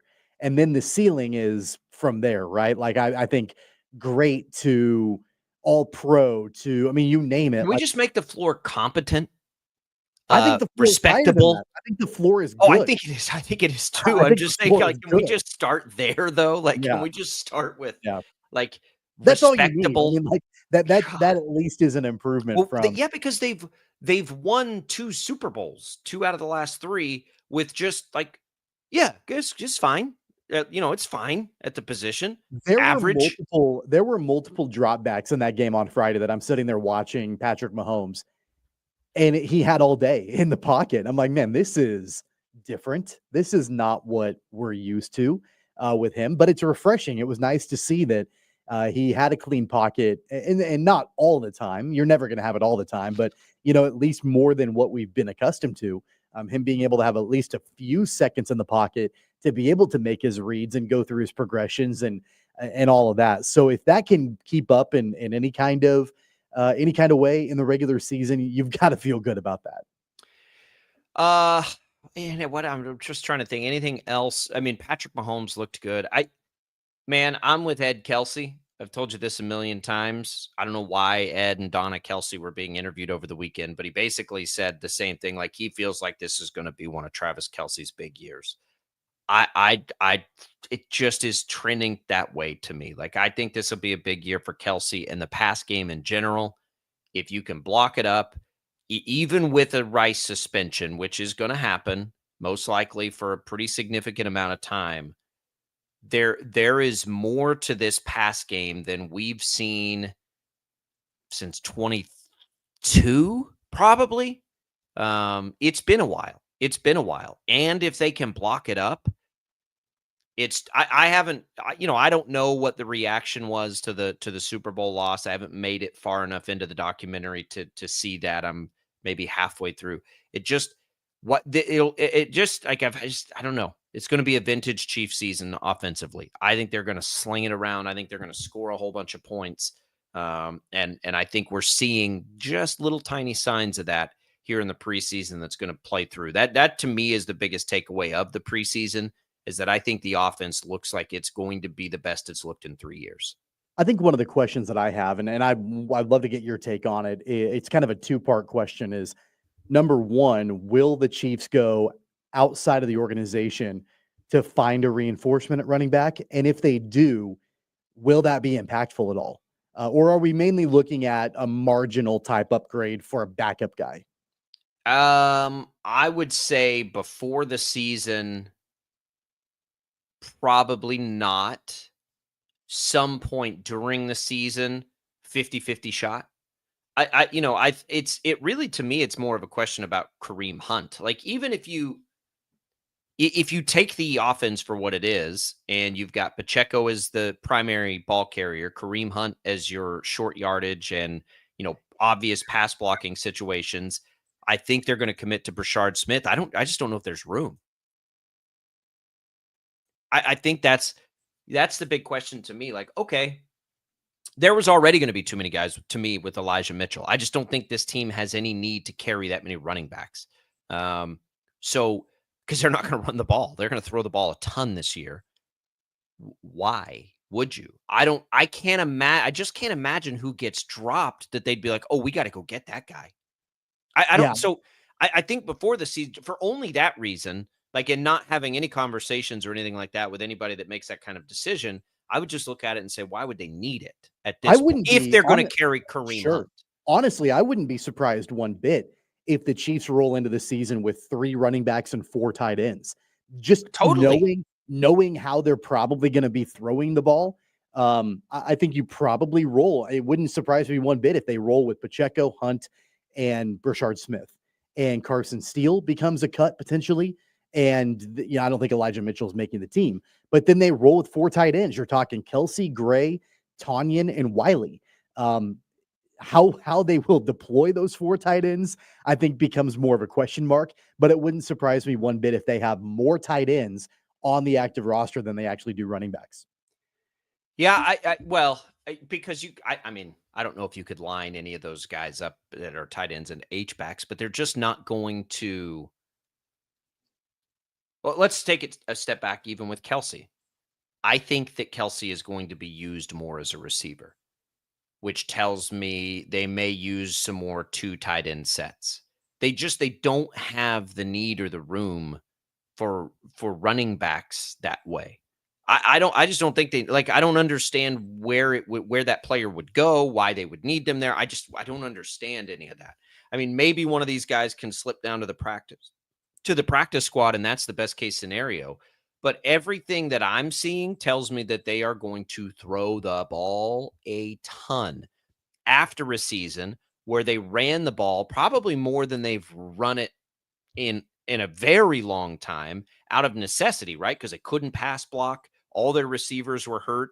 By their own standard, they ran the ball a lot last year. We thought it should have been more, but they did run the ball. I mean, if you go back and you look at that year, last year versus all the other years, they ran the ball a lot, kind of ineffectively, but they just kind of had to do it. That if I'm a guy like Andy Reid, and I'm like, get that as far away from me as you can get it. Let's go back to what makes this offense great. We've got 7 different pass catching options to go to right now. Let's let Patrick Mahomes cook a little bit. He's going to have more time than he had a year ago. So I think we're overthinking the running back spot. I think Isaiah Pacheco can handle a 12 to 13 carry workload every game just fine. I think Kareem Hunt is their safety blanket. He is what he is, but they clearly want him on the team. So, and Smith is your project. Smith is your gadget guy. Smith is your McKinnon, whatever you want to call it. I don't think they need more than that. I really don't. If they want to keep Carson Steele because they want to keep a fullback, that's a totally different conversation. Schematically to what Andy Reid likes to do. And it comes down also to how successful are guys like Kareem Hunt and Carson Steele in pass blocking. That becomes Kareem Hunt's highly successful, right? Exactly, and I think that's a major reason as to why, regardless if Kareem Hunt doesn't have a lot of juice left in his legs, why he's got a place on this team is because he can go in and help in situations where they need an extra body in protecting Patrick Mahomes. And he was good when they needed 2 yards last year. That's about all he could give you. But when you needed the 2, it's kind of like when Zeke Elliott got old and he's going to fall forward, right? Like he knows how to fall forward and make sure he does. Like that has some value. It really does. I think it does. Carson Steele, I seem to remember Tommy struggled at times a bit in pass pro last year. And that's what makes, for whatever reason, they feel like sometimes they need to carry a fullback. Maybe it's more for special teams and things like that. But it's it's just kind of like receiver. Like the last receiver, can they help you in special teams? Because in a best case scenario, they're going to be probably your 7th option in the pass game. I mean, it's just like Noah Gray's still on this team. They still drafted Wiley high. Like they have big ambitions for all these young players.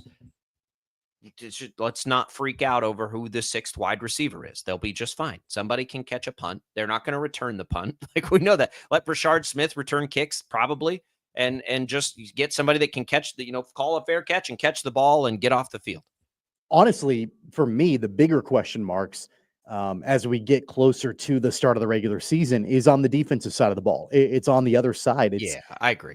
They bring in Derek Nottie for reinforcements on the defensive line. You could probably argue that the Chiefs need a little bit more of a punch in the pass rush. Of course, you've got Chris Jones up the middle, but I know Felix Anudike-Uzomah wasn't a highly impactful player, but you don't have his body out there at all for the remainder of this season. So you're leaning on Aminihu and Karlaftis. And I know that they like Ashton Gelati, but he's a rookie. And so can he develop quickly to be an impact type player? So I've got question marks with the outside pass rush.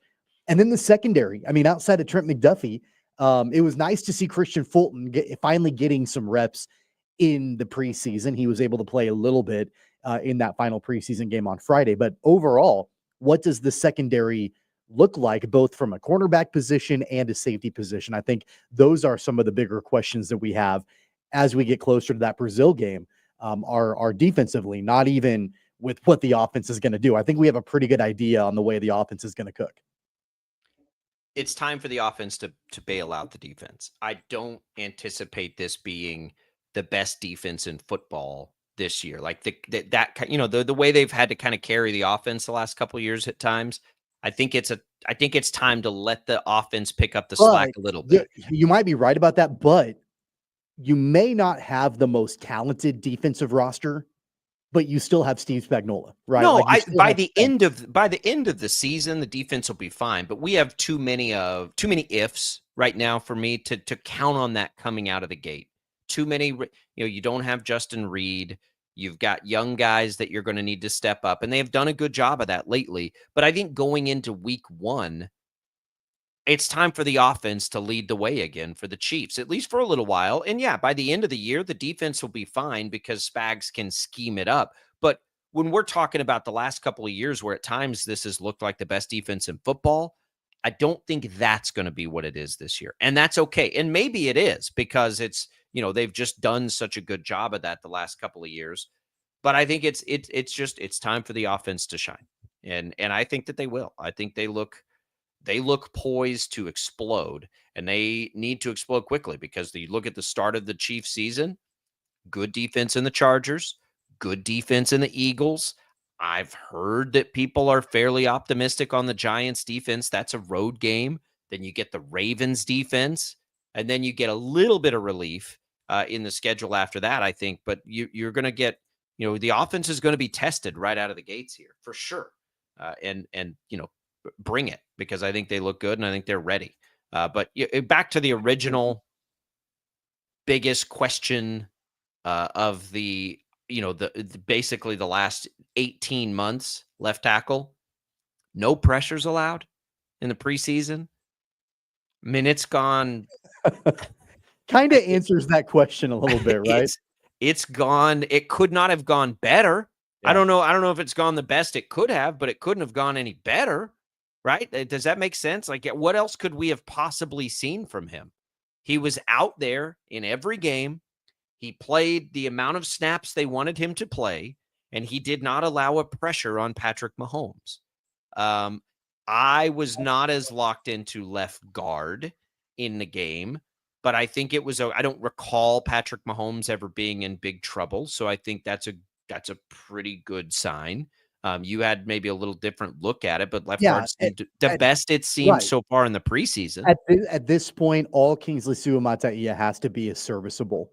Honestly, that's all he has to be. When you've got Josh Simmons, who has continued to come along in the preseason, and it looks like the sky's the limit on his abilities and what he can do, that does take a little bit of the pressure off of the shoulders of Kingsley.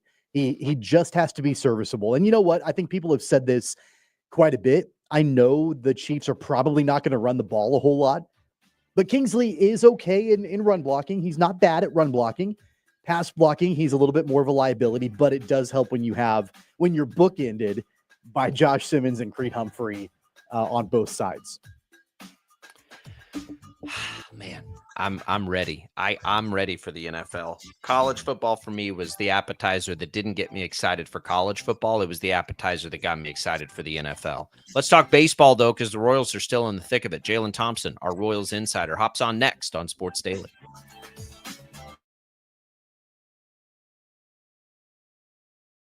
Lightning, hail, tornadoes, flooding. It's the worst of severe weather, and it's coming. Spring brings warmer temperatures, but also dangerous weather conditions. Stay up to date day or night with the Storm Team 12 weather app. You'll get accurate forecasts, so you can plan ahead and stay safe, no matter the weather. Download the Storm Team 12 weather app, brought to you by Stutzman's Greenhouse. The future of television has arrived. Next Gen TV is here with stunning video, movie theater quality sound, enhanced voice clarity, and interactive features, all upgradable for the future. Learn more at watchnextgentv.com.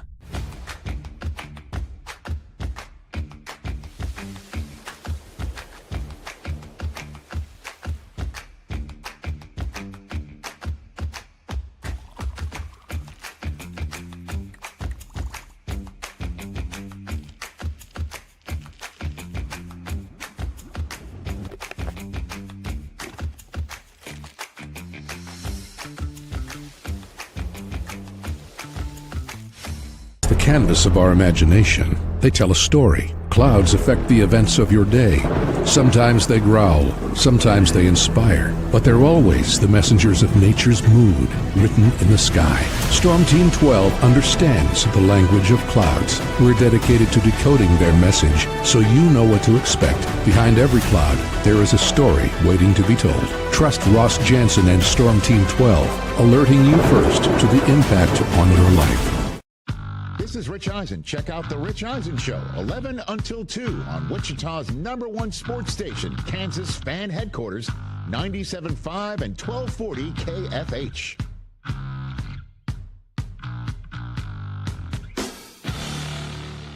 Odyssey is one of the most influential audio and entertainment brands in the nation. You already know Odyssey's iconic local radio brands in Wichita. But did you know Odyssey has the country's best collection of music, news, and sports brands? Odyssey is also a premium podcast creator, major event producer, and digital innovator. Odyssey brings people together across the country and right here in Wichita. Odyssey also delivers meaningful radio and digital audio results. Find out our story and impact at odysseyinc.com/Wichita. Make yourself known now. 310-01 in traffic pursuit. Oh my God, here. Investigate TV Plus begins with real people. We investigate stories that impact you. And inspire change every day. Something is broken. Real problems. Why are they hiding it? And real solutions. My daughter was dying in front of me. What was your reaction when he said that? Investigate TV Plus, weekdays at 3:30 p.m. on KWCH.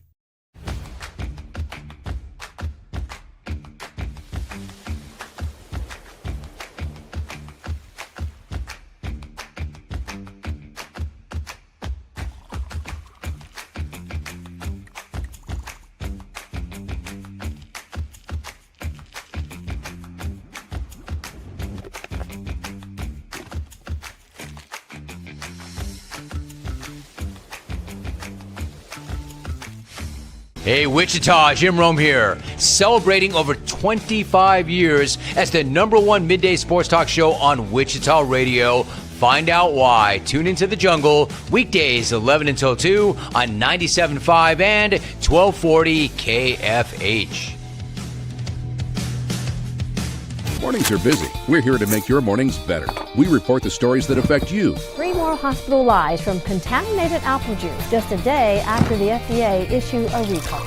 We're here to make your mornings better. Closing east and westbound lanes of K96 for repairs. With 12 News, you're prepared for your whole day. Scattered thunderstorms across the state into the afternoon. Stay a step ahead with 12 News this morning on KWCH and KSCW.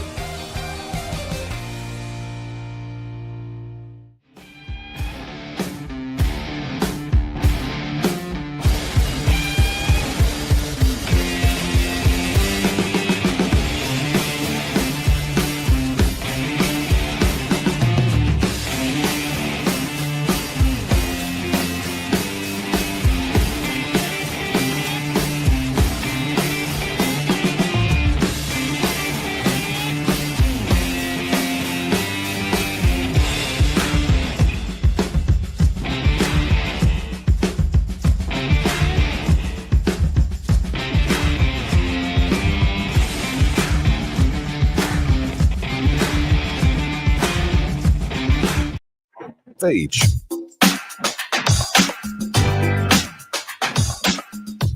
And now, digging deeper with the teams you follow, it's another Sports Daily Insider interview on KFH. All right, welcome back in, everybody, to Sports Daily. We have joining us now Jaylon Thompson, beat reporter for the KState Star for the Kansas City Royals, at Jaylon Thompson on X. Jaylon, it was a weekend that, honestly wasn't that surprising. I don't know how you felt about it. We kind of felt like over the 6 games that they'll play against the Tigers, they need to split. So they lose 2 on the road there. That means they got to win 2 at home.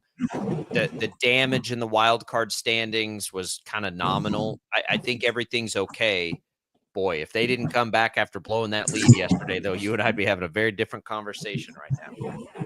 Well, you're right. Absolutely, Jacob. Honestly, playing the Tigers is just a litmus test to see where the Royals will be at. And if they can really compete against those teams that are going to the postseason. The division is pretty much a done deal. I just don't see there's any way they can overcome 10.5 games in the next 31 that they have left. That one's done. Yeah. So right now, all your attention is really on the wild card and trying to get that third and final spot. Really, you want to keep pace with the Mariners as best you can until you see them at Kauffman Stadium in September, because those 3 games are going to be pretty much going to define the entire season. You have to get in front of them if you're going to make the playoffs. I don't think New York and Boston are going to be slipping enough for you to maybe backdoor your way in. And even if they did, they have a tiebreaker on the Royals anyway. So really, it's about catching the Mariners and making the postseason. And I think this Royals team can do it. I think that if they take care of business against the White Sox and get a sweep, or at least 2 out of 3 at the worst, then they'll be on the right path.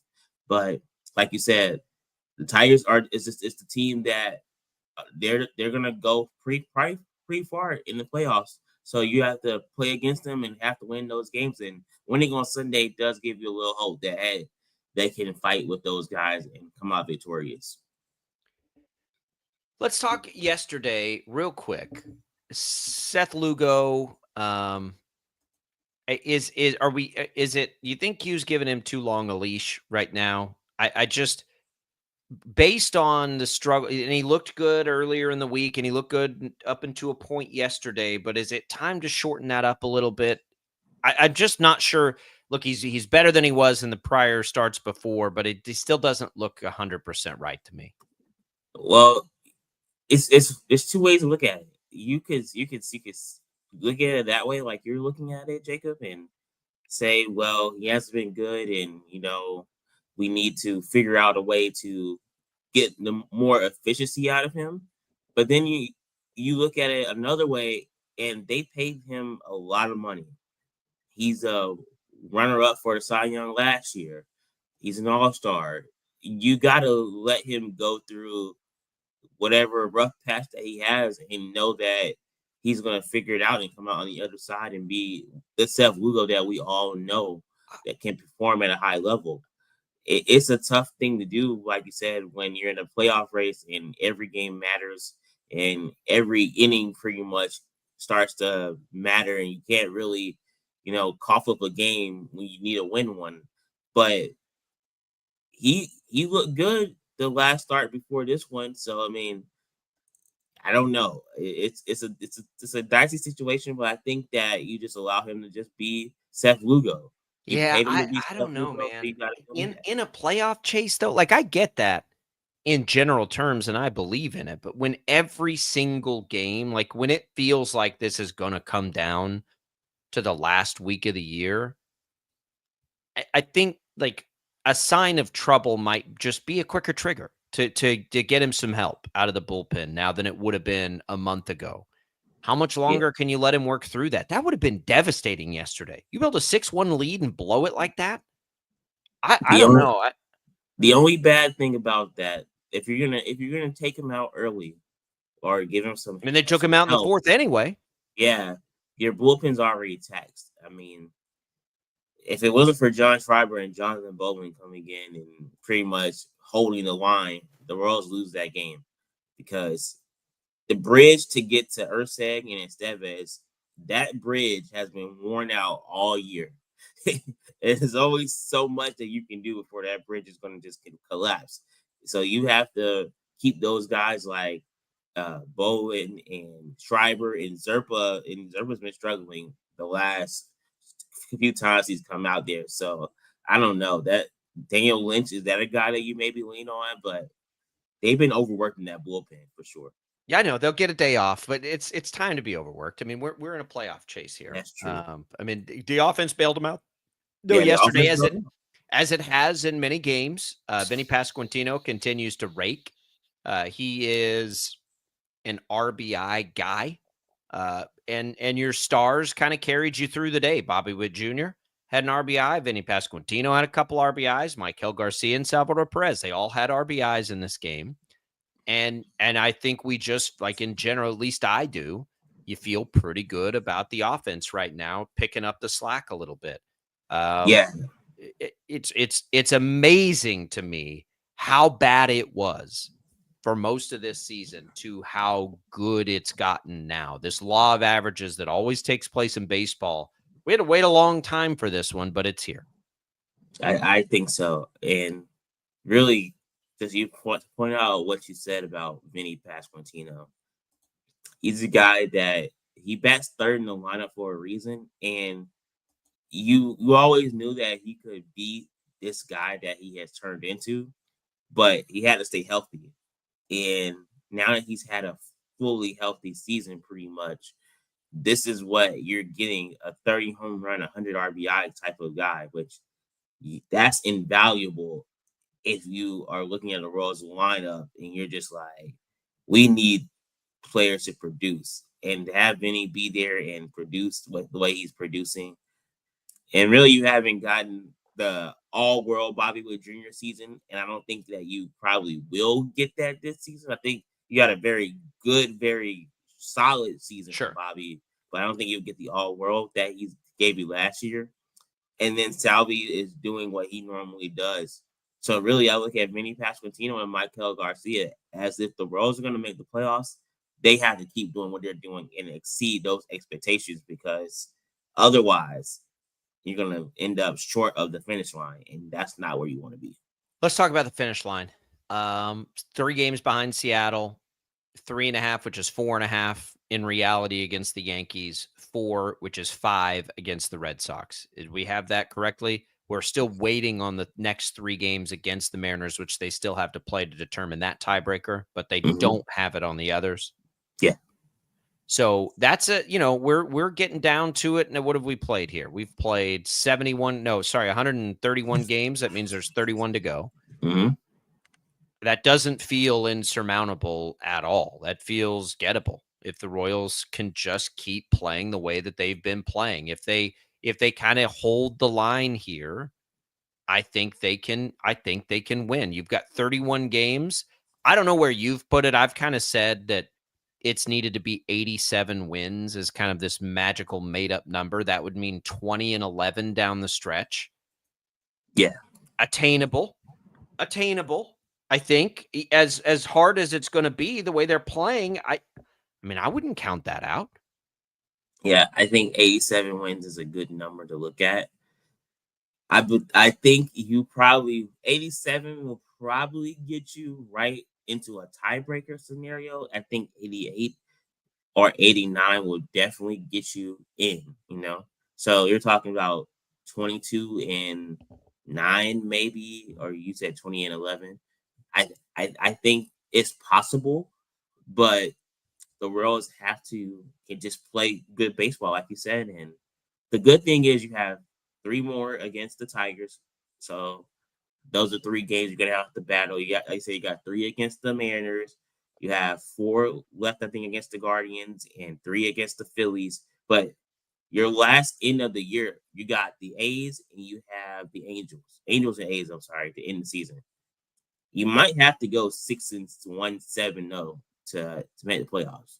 So, well, you got to go 3-0 in Chicago, right? Like that's a good place to start. It's 20-11 now. If you can sweep the White Sox like you're supposed to, it's only 17-11, right? Yeah. I mean, can't we chisel it away like that with these bad teams? And they have done a better job, I think, of kind of beating up on the bad teams a little bit. They swept the White Sox the last time they played. They took 2 out of 3 out of Washington. So, for the last 2 weeks, they've been a little bit better at it, but you got to turn around and play Detroit this weekend and do all those kinds of things. So, well, the good thing about Detroit, though, you will have your top guys going that series. And they're going to catch Scooble, though. They're going to catch Scooble in that one. That's the thing. Well, I just think you got to focus on Chicago first. That's what I agree. Say. So. I agree. I think you got to focus on Chicago first too, because if they sweep that like they're supposed to, again, like you can look at Detroit as like okay, we don't have to win every one of those Detroit games. We just win the series. Like you got to take the pressure. And the Mariners are playing the Padres, so that's it's a chance to. Well, and that's what, and I haven't taken the time or energy to look at this very closely at who does everybody else have to play, right? Who does Seattle, the Yankees, and Boston have to play over this stretch? They may also have gauntlet schedules. I haven't even looked at it. I assume they'll play a little bit of each other, which always helps. Seattle's really the only one that's chaseable that the Royals will get any opportunities against head to head. Yeah. But I assume that these other teams probably have even more difficult schedules than the Royals down the stretch. Yeah, I think so. I think I just glanced at it. I think the Mariners have the end of the year, they have the Dodgers to end the season, so that's always going to be tough. Yankees and Red Sox, they have to face each other, and then they got the Blue Jays probably still in the mix, and the Rays aren't going to go away. So, I mean, it's a difficult role for all three teams, but I think the Royals just have to focus on themselves, Yeah. And it starts with Chicago, and you have to sweep. I think we're at a point now where you have to sweep the bad teams. You just have to. Yeah, I agree. And we know they're not going to win every single game against bad teams that they play down the stretch, but that doesn't mean they can't think of it that way. Follow Jaylon's work at the KC Star. We've got all kinds of good stuff there. Jaylon has a story up right now about the win that almost wasn't yesterday, that looked certain, then uncertain, and then they ended up coming back to take care of business. Go follow that work right now at the KC Star. Jaylon, we appreciate it. Boy, it's I know it's getting close to football season, but this is high drama every night here with the Royals. Oh yeah, and then before I go, the minor league team trolled Kansas State. Oh, you don't? Yeah. The Storm Chasers was like, we scored more runs than Kansas State did because they scored 23 on Saturday and Kansas State scored 21. That's not very nice. Man, you got it. It's a story on my bunch of Husker fans up there. I didn't see that. Not very nice at all. All right, Jaylon, we appreciate it. All right, thank you guys. See you later. There goes Jaylon Thompson. Tom and I will be back. Don't go away.